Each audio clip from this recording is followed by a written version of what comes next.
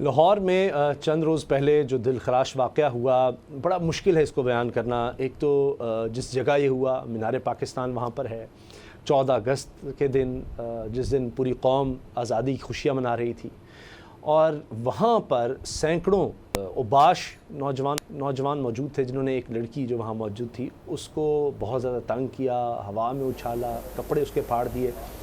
اب دکھ اس چیز کا بھی ہے کہ محرم الحرام کا اتنا یہ پاک مہینہ چل رہا ہے، اور یعنی اس میں ویسے ہی شرم اور حیا اور عبادت کی طرف انسان کا دھیان ہونا چاہیے۔ پھر میں نے جس طرح کیا 14 اگست، تو اس وقت یہ حرکت ہو رہی ہے اور سینکڑوں نوجوان وہاں پر، سینکڑوں، 1 2 4 5 نہیں، وہ سب اس جرم میں شریک ہیں، اور کوئی اس کی مدد کو نہیں آ رہا، اس بیچاری کی مدد کو، اور وہ چیخ رہی ہے۔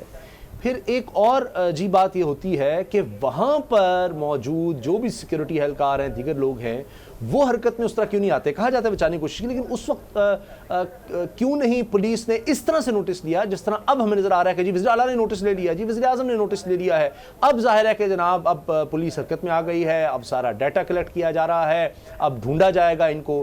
لیکن بابر ڈوگر صاحب، سوال یہ ہے کہ ہمارے معاشرے کو کیا ہو گیا؟ اب یہ 10 20 25 لوگ نہیں، اب یہ پولیس کے اوپر یہ بہت بھاری ذمہ داری ہے کہ ایک ایک کو پکڑ کر اس کو نشان عبرت بنائے، پوری قوم کے سامنے ہے کہ کوئی اس طرح کی حرکت کا سوچ بھی نہ سکے۔ یہ ہمیں کیا ہو گیا ہے؟ ہم نے بچپن میں دیکھا، ہمارے بڑے ہمیں سکھاتے ہیں کہ جی بہن بیٹی یہ سب سانجھی ہوتی ہیں، کوئی بھی کہیں جا رہا تو اس کو اگر خدا نخواستہ کبھی کوئی اس طرح سے کرتا تھا تو میں نے آج تک نہیں، آج سے پہلے میں نے نہ ایسا رپورٹ کیا، مجھے 15 سال ہو گئے ہیں صحافت میں اور خبریں بتاتے ہوئے، تو یہ ضرور ہوتا تھا کوئی آ کر بیچ میں روک لیتا تھا اگر کوئی سرے عام اس طرح سے کچھ کر رہا ہے، کوئی کوشش بھی کر رہا ہے۔ تو یہ تو سارے سبھی کے یہ معاشرے کو ہو کیا گیا ہے؟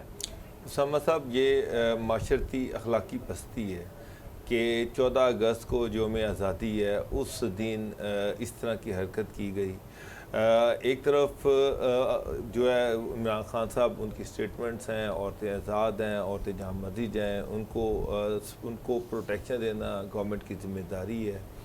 سب سے پہلی بات تو یہ ہے کہ 14 اگست کو اس میں والدین کا بھی رول ہے، اس میں معاشرے کا بھی رول ہے، اس میں پولیس کا بھی رول ہے، اس میں گورنمنٹ کا بھی رول ہے کہ والدین کو اپنی بچوں کی تربیت اس طرح سے کرنی چاہیے، معاشرے کا ایک چیک ہونا چاہیے، اس کے ساتھ ساتھ گورنمنٹ، پولیس جو ہے خاص طور پہ 14 اگست کو اس طرح کی ہلڑ بازی ہوتی ہے، اور میں نے خود میں بھی پولیس جو تھی بڑی ویجیلنٹ رہتی تھی، اور پولیس جو تھی اس طرح کا اجتماعات نہیں ہونے دیتی تھی جہاں پر کہ لوگ ہلڑ بازی کر سکیں۔ لیکن اس دفعہ ایک فری ہینڈ دیا گیا، مجھے گورنمنٹ نام کی، پولیس نام کی کوئی چیز نظر نہیں آئی اس سارے ایشو پر آنیسٹلی۔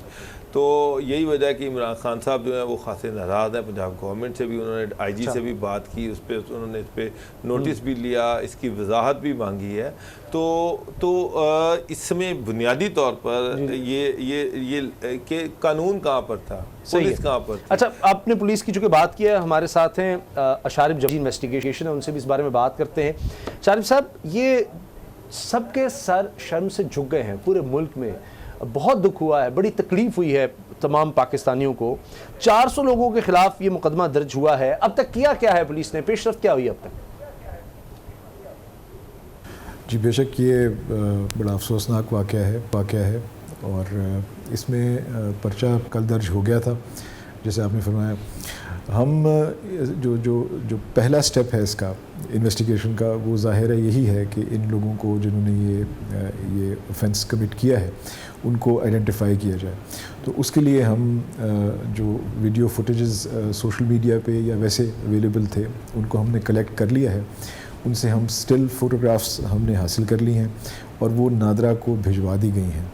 نادرا جو ہے ہمیں ان کی آئیڈینٹی سے آگاہ کرے گا، اور اس کے بعد جی شارق صاحب، یہ انتہائی، اس میں کوئی شک نہیں کہ ایک گھنونا واقعہ ہے جس سے ساری قوم کے سر جو ہیں شرم سے جھک گئے ہیں۔ لیکن ایک چیز جو سب سے اہم یہ ہے کہ اس طرح کے واقعات کی جو FIR درج کی جاتی ہے وہ بڑی ویک ہوتی ہے، تو اس میں ملزمان اس کا فائدہ بھی اٹھاتے ہیں اور بعد میں بچ بھی جاتے ہیں۔ تو کیا آپ FIR میں جو کوئی سکم ہے کیا اس کو دور کر رہے ہیں تاکہ ایک ایسی FIR درج کی جا سکے جس کی بنیاد پر جو ملزمان ہیں ان کو عبرت ناک جو ہے وہ سزا مل سکے؟ جی بالکل، ایف آئی آر میں کوئی فلا نہیں ہے. جو ہوا ہے، جو کمپلیننٹ نے اس میں لکھوایا ہے وہ لکھا گیا ہے. اہم بات یہ ہے کہ اس ایف آئی آر کے اندر ایک ایسی دفعہ بھی شامل کی گئی ہے جس میں سزائے موت ہے. تو ہم نے قانون کے مطابق ایف آئی آر میں وہ تمام دفعات درج کی ہیں جو اس واقعے کا احاطہ کرتی تھی.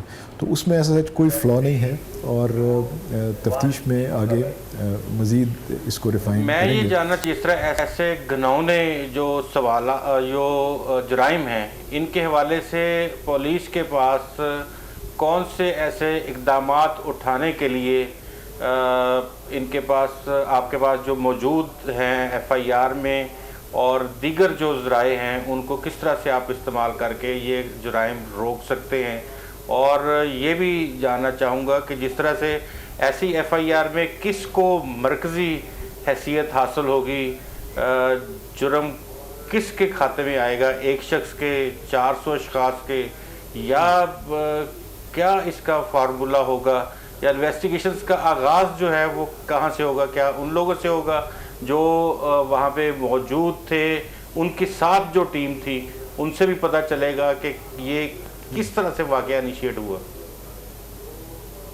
جی چیلنج بالکل ہے، چونکہ ایک موب اس کے اندر انوالو ہے، اور ہم نے آئیڈینٹیفیکیشن کرنی ہے ان لوگوں کی جنہوں نے یہ کبھی حرکت کی ہے. تو ظاہر ہے اس میں ہمارا پورا فوکس ہے، اور ہم جو فورینسک ایویڈنس ہے اس کو یوز کر رہے ہیں، اس کا انالیسس ہو رہا ہے، اور ہماری یہ کوشش ہوگی کہ جتنی جلد ممکن ہے ان کی آئیڈینٹی ہم کر سکیں اور ان کو. یہ جی صاحب ایک بہت بڑا مسئلہ ہے ہمارے ہاں انویسٹیگیشن کہہ لیں، نظام انصاف کا، کہ وہ خواتین سے عجیب سوال ہوتے ہیں، ان کو بار بار آنا پڑتا ہے، انویسٹیگیشن کا حصہ بننا پڑتا ہے، تو اس سے ظاہر ہے وہ گھبراتی ہیں، ہچکچاتی ہیں کہ ایک تو ان کے ساتھ اس طرح ظلم ہو جاتا ہے، اور اس کے بعد پھر یہ کہ ایک ذہنی کرب اور بڑھ جاتا ہے کہ جا کر بتائیں کہ کیا ہوا، پھر چکر لگاتے رہے تھانوں کے.